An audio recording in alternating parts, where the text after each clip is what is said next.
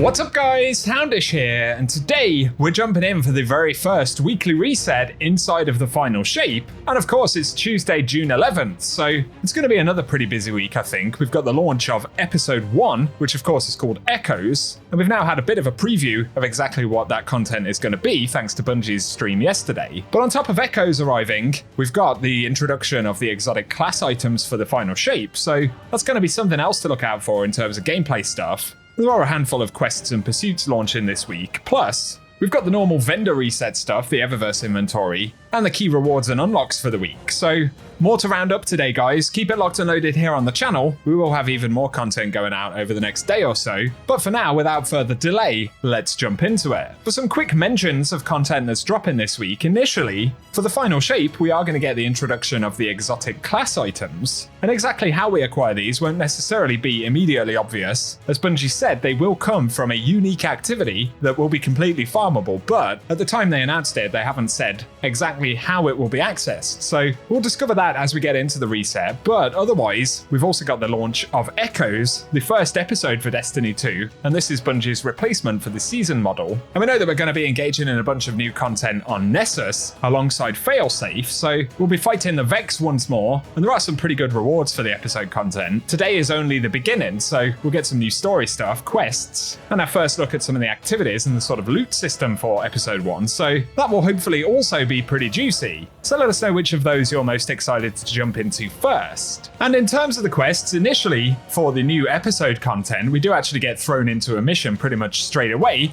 No spoilers, but the quest for the season does actually begin to progress immediately as we head into the game, so keep that in mind. And otherwise, as I mentioned, in relation to the exotic class items, it doesn't appear that there's anything immediately obvious in terms of how we'll unlock them, but Bungie have said that they will be dropping this week and that we'll kind of have to discover exactly how we get them, so I'll keep you guys posted once we get a little more info. And next up, let's take a look at the Eververse store right here. We do of course have the new D&D collection on the front page, that is silver related stuff, but for Bright Dust items this week, firstly, we have the Wiggle Worm exotic emote, which is 3,250 Bright Dust, a rather curious one right there.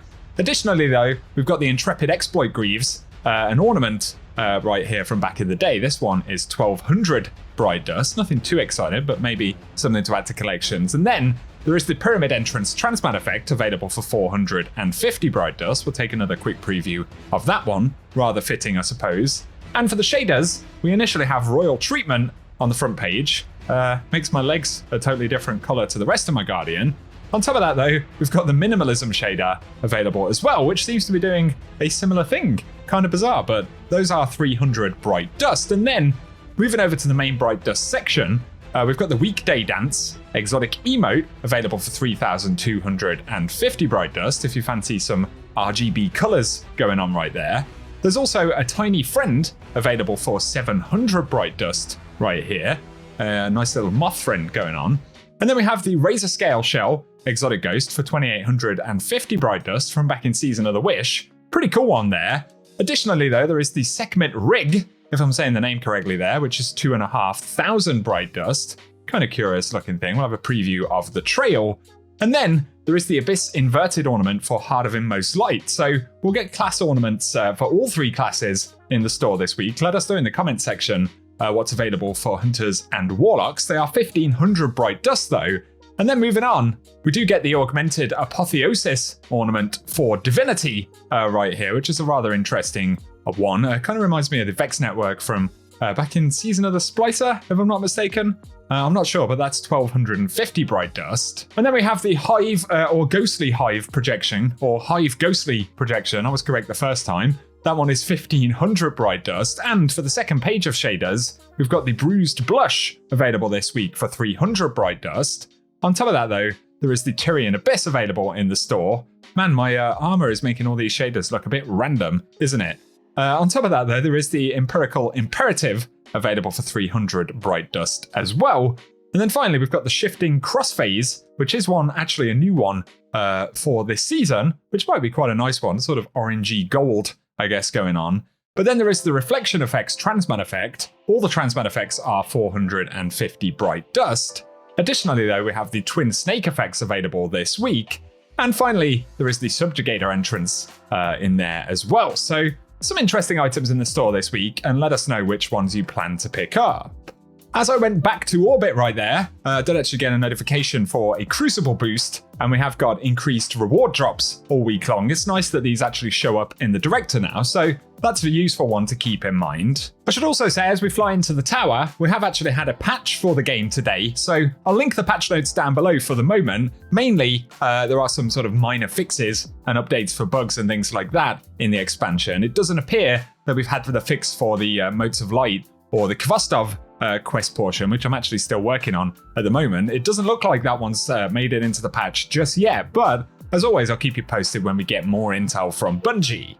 I'm not sure why I said intel, maybe I'm just trying to sound cool. Anyway, let's have a quick look at Banshee's featured weapons for today. We've got Scavelock with Threat Detector and Eye of the Storm, as well as the Spare Rations, which has got Subsistence and Kill Clip, and then the Brass Attack sidearm, which is Surplus and Frenzy, as well as the Soul Survivor Sniper, which has got Field Prep and Eye of the Storm. Then there is the Honor's Edge, which has got Energy Transfer and Counter Attack. So maybe some stuff to pick up there, but keep in mind they will change throughout the course of the week. We'll also say a quick hello to Shader1 down here in the annex. As always, she is featuring some older armor ornaments and sets right here, so if you need to add these to collections, you can always do so. But for the shaders, we've got Genotype Null 0 from back in the Warmind era. These are 10,000 Glimmer. There's also the Mad Monk from the same era. A couple of nice ones right there. And finally, we've got Dead Orbit's Fate if you fancy an older faction shader in collections as well. For some final mentions for content this week though, firstly, for the Nightfall, we've got Warden of Nothing featured. Full rotations of the Nightfall weapons aren't visible yet, so we're going to have to discover this one in game. I will as always keep you posted though.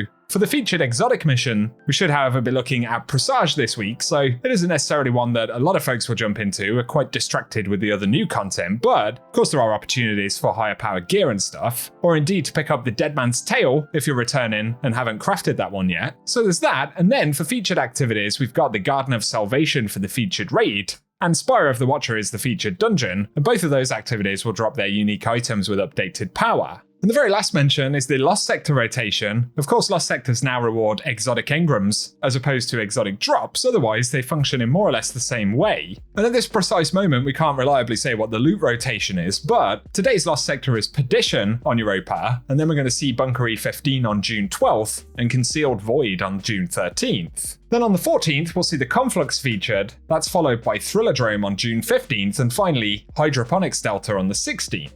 There is one last Lost Sector for Monday, which we don't know what that will be yet. Otherwise though, it'll all be much clearer in another couple of weeks' time. For today though, that's what we have to speak about, so let us know what you're most excited for with this week's reset. Once again, I'll keep you posted on things like exotic class items and any juicy stuff that we get via the episodes, so keep it locked and loaded, turn on notifications, as we will be keeping the content coming. Otherwise though, for the moment, I appreciate you all tuning in, and whatever you get up to, I hope you guys have an awesome day.